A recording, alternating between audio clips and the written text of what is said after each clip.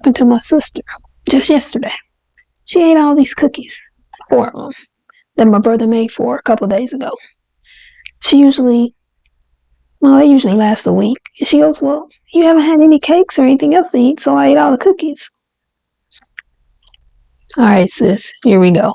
We're going to make the German chocolate cake. In this bowl, I have the cake mix already. And I added the, 5.9 ounce box of Jell-O. Now I'm not following the mix. If you want a moist cake from a box cake mix, this is what you need to do. Add that Jell-O, or you can use the smaller box. The smaller box of Jell-O is 3.4 ounces. And on here, on the back of the cake mix, it gives you the instructions on what you need to add. Instead of adding 1 cup of water, you're going to add 1 cup of milk. Instead of adding 3 eggs, you're going to add 6 eggs. Instead of adding 1/2 cup of vegetable oil, you're going to double it so it'll be a cup of melted butter. So, I got my melted butter here. I'm going to go ahead and add the milk. I have had the milk and the eggs sitting out, about an hour, I guess. You don't have to. I just was getting everything ready so I wouldn't have to hunt all over the kitchen for it. I've made this with the ingredients coming right out of the refrigerator, and it turned out okay. That's one of the differences between making that cake from scratch versus a box cake mix. If you make a cake from scratch, you do need to have your ingredients at room temperature. Okay. And something else I'm going to add, which it doesn't ask you to, on the box cake mix, I'm going to add some vanilla. So I'm going to go ahead and do that now. I'm going to add 2 tablespoons. Whenever I'm baking, I add flavor.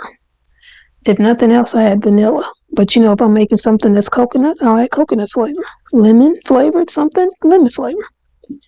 But you need to add the flavor. Because in my opinion, if you're baking and you're not adding flavoring, are you really baking? No. Okay. Now, another pro tip. I'm going to put my eggs in here first, and I'm going to mix them up a little bit. Then I will add the melted butter.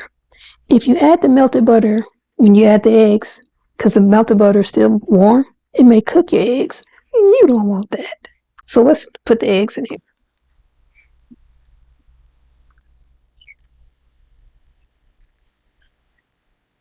Another tip, if you're gardening and you have a compost pile, you can put your eggshells in your compost pile, so little compost for your garden.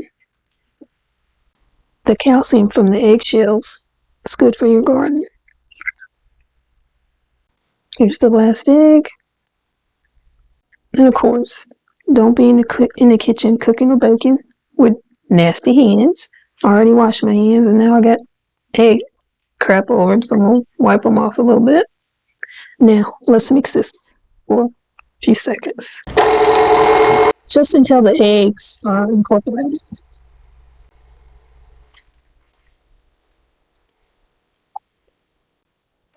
Now we'll add the melted butter. Again, this is a cup or 2 sticks of melted butter, and I'm using unsalted butter. Now we're going to mix about 2 minutes on medium speed.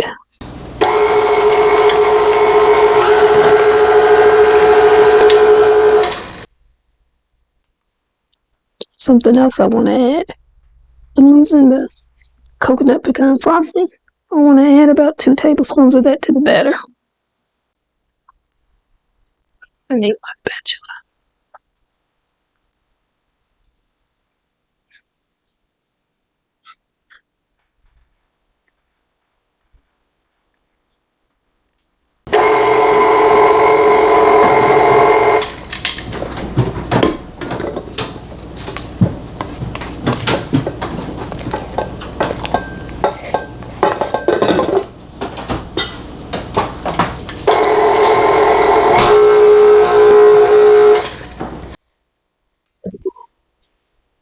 I did stop the mixer at least once and scrape down the sides and the bottom. You need to do that to make sure everything is getting combined. Okay. Now, here's an unprepared Bunt Pan. And this is one I've sprayed really well with Baker's Joy. I love that stuff. But you need to spray it really well, and you want to make sure you spray around the center part of the Bunt Pan too. And you can see the difference. This is one that doesn't have any spray, and this is the one with the spray. This is a Nordic Ware 10-cup Bunt Pan. See the consistency? It's nice, rich, and thick. Now, it might look a little bumpy, but that's because we added some of this coconut pecan frosting. I saw a lady on TikTok, and she said she's been baking cakes for years, and that's something she's always done, and nice little touch, so I started doing it too. You don't have to, it's just, why not try something different? Now, when you're filling your Bunt Pans, you don't want to fill them more than 3/4 full, because then it'll overflow in the oven when you're baking.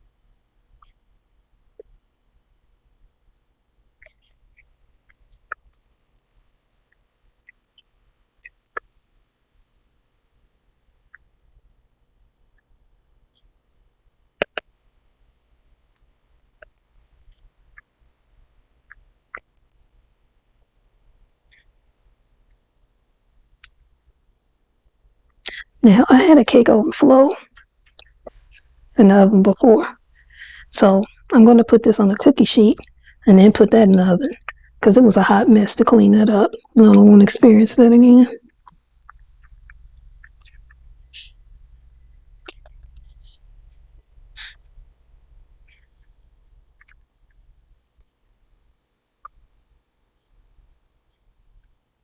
I had one viewer ask me why I put the pudding mix in with the cake mix, because she goes, you can buy cake mix that already has the pudding. I know you used to be able to in my area, but I don't find those anymore for sale, so I just add it. And back in the day, when I was younger, they didn't have it like that, so you had to add the pudding mix.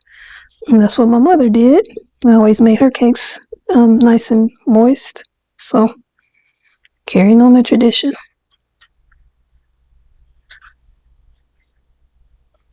And something else my sister reminded me of, because I'm going to tell y'all, I cannot make a homemade cake for crap. I always end up over mixing it. I think I succeeded maybe once or twice, and it was a fluke. But my sister reminded me, my mother always made box cake mixes. She never made one from scratch. She made fantastic cakes. So why not? Okay, so now you have your cake in here. You need to shake it around. You want to level the batter all the way around. Then you want to tap it. Tapping it gets any air bubbles out.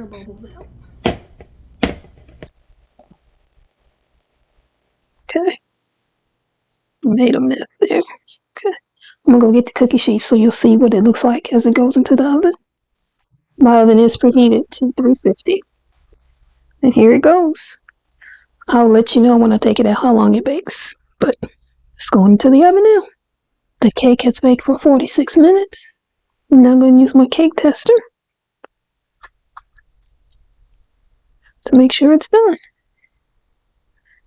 Use a toothpick, or you can get a handy dandy cake tester. I got this off Amazon. And you go in the center. And you want to make sure it comes clean. I don't know if you can see that. See, there's no residue on it. I want to get it off the hot cookie sheet. Turn my oven off. Use this rack to have it sit on it. There we go. Another way you can tell that your cakes are done, my sister taught me this, is if it starts pulling away from the edges of the pan it's cooking in. See how it's pulling away? So I'll let that cool for 10 minutes. And I'll flip it out. And I'll bring you back to when we flip it out. Let's hope it comes out clean. Time to flip it. So my bottom of my bunt keeper. Bunt cake keeper. Alright. Sit that there. I moved it off the stove onto the counter over here. Beautiful. See, not that much stuck at all.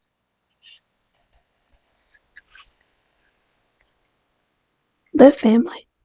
It's a beautiful cake.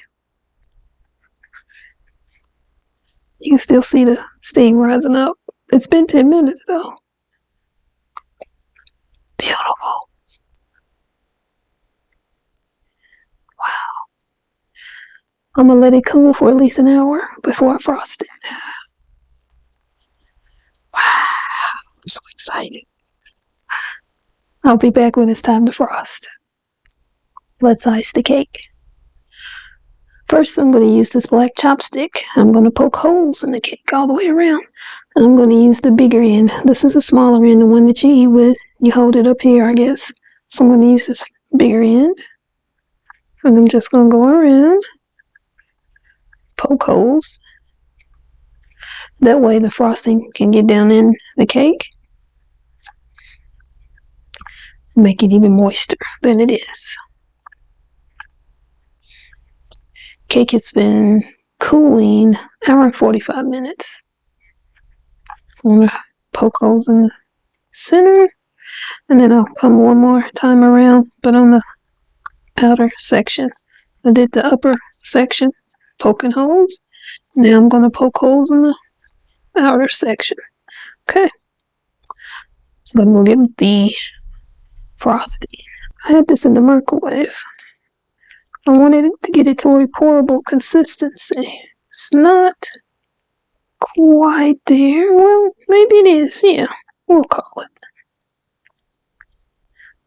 I saw a guy on TikTok. He was making a cake for his wife for her birthday. He never made a cake, never frosted a cake.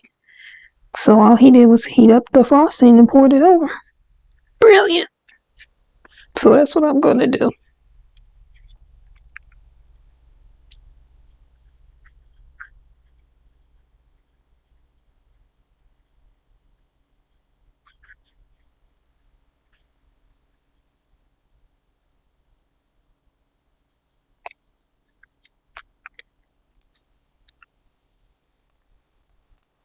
There's just a little left in there. See, it all came out.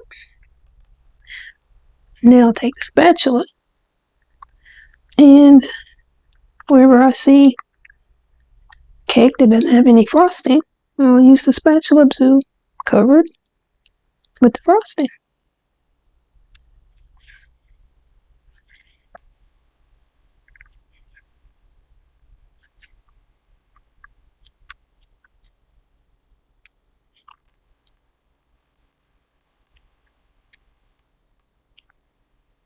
And all I did was put that frosting, the jar, without the lid. I didn't have the lid on it. Put it in the microwave. And I have a setting that softens or melts butter. So I chose the melt butter setting. I said it had 3 sticks of butter. And I let it run the full time. And here it is. And I have found that you put it on the setting, and the longer you put it on there, the volume of your frosting increases. Because if I had to put it back in there for a few more seconds, it would have been more pourable, and more of the cake would have been covered. I wouldn't have had to go around this much with the spatula. But still, not bad. And I don't have as much excess frosting to deal with either. So, it worked out. And I'm going to wipe up some of this excess frosting.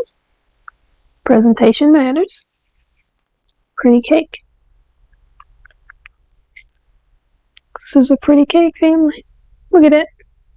Gotta be careful. My hands are still wet. I almost dropped it. Now, it's warm now because we just poured that warm frosting on it, so I'll leave it out uncovered for another hour or two before I put the bundt cake keeper lid on it, because if I put it on there now, I'm going to get all that condensation and it'll fog up. You don't want that. It's pretty cool. I'm proud of myself. This is a pretty cake. But you haven't seen too many German chocolate cakes like this, have you? Because they usually just put it on with the sides and the top. This is all over, and some is inside of the cake too. Remember we put it in the batter. I'll be back when I cut it open. Maybe my little brother will cut it when he gets off from work tonight. But anyway, I'll show you the cake when it's cut open. Oh, it smells so good. Oh my God, I want to cut it now. But I'm going to wait. Okay, it's the next day. And like I suspected, my little brother came home from work last night. And what was whole cake, it's now missing a big hunk. I'll get closer so you can see it.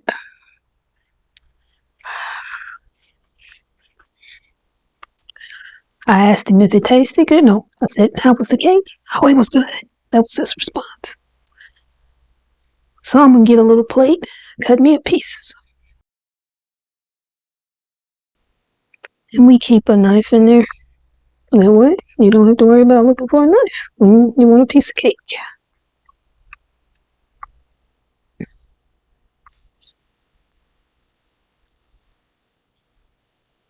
See how moist it is?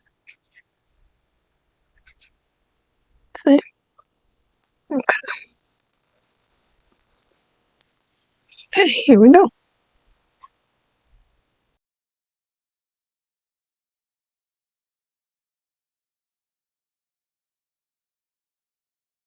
It is very moist.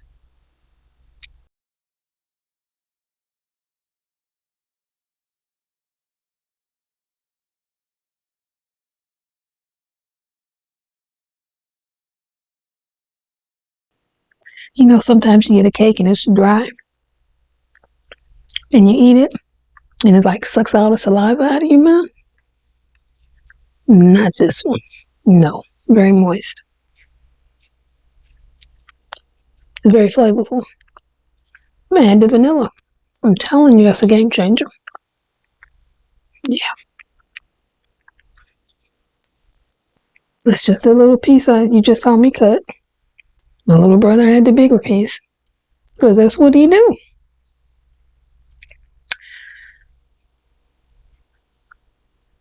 I'm excited, because this is a good cake. I made this before, and it turns out good, but this one is even higher. You know, it didn't fall after I baked it and let it cool. Sometimes they do, just a little bit. This one did not. Beautiful cake. Well, thanks for coming along with me, family. I wish you were here. I'd give you a piece. I would have given you the first piece, but my little brother got to it before any of us could get to it.